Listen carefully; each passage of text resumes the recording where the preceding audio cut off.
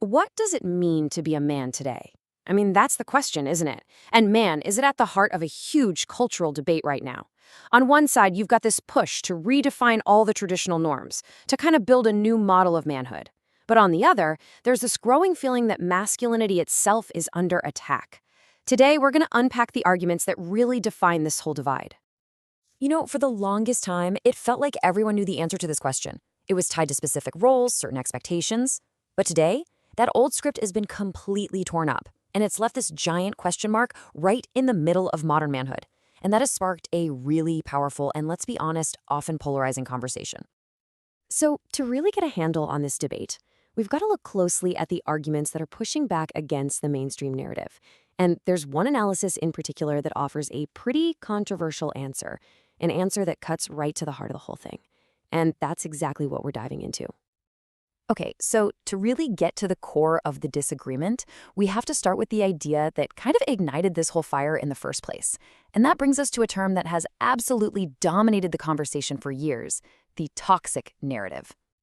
I'm sure you've heard this term everywhere. It's the idea that some of those traditional masculine norms, things like stoicism, aggression, or dominance, can actually be harmful. And not just to society or to women, but to men themselves. It's a really powerful idea that has fundamentally changed how we even talk about masculinity in public. But right there, that's where the consensus pretty much ends. A really strong counterargument has emerged that completely reframes the whole issue. It suggests the problem isn't toxic masculinity, but actually a deep, damaging double standard in our society. And this is the absolute core of the counterargument. The claim isn't that masculinity is the problem. It's that masculinity itself is being systematically devalued, maybe even, as they put it, sacrificed in today's culture. This whole argument really hinges on what it sees as a major double standard in the stories our culture tells. So for women, the narrative is seen as being all about empowerment, celebrating strength, and overcoming things. But for men, this view argues the story is totally different. It's often one of collective guilt, one that focuses again and again on the supposed flaws of masculinity. It's that contrast that's really key here. And the source material really hammers home the real-world impact of this alleged double standard. The argument is that this narrative creates this pervasive sense of guilt, which it claims ultimately just works to devalue the role of men in society today. Okay, now that is a bold claim, so what's the evidence? Well, this perspective moves beyond just social commentary and points directly to statistics, arguing that the data tells a story that the mainstream narrative often chooses to ignore.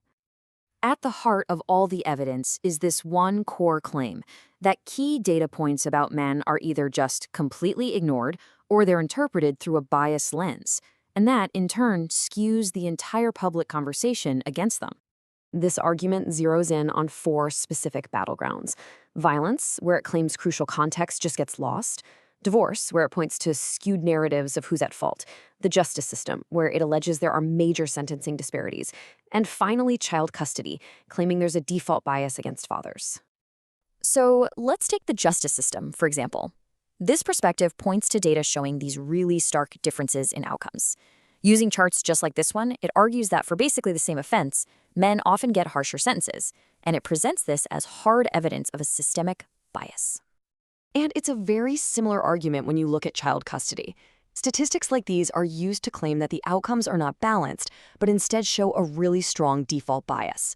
This is held up as another example of how men's roles, in this case as parents, are being devalued by our institutions.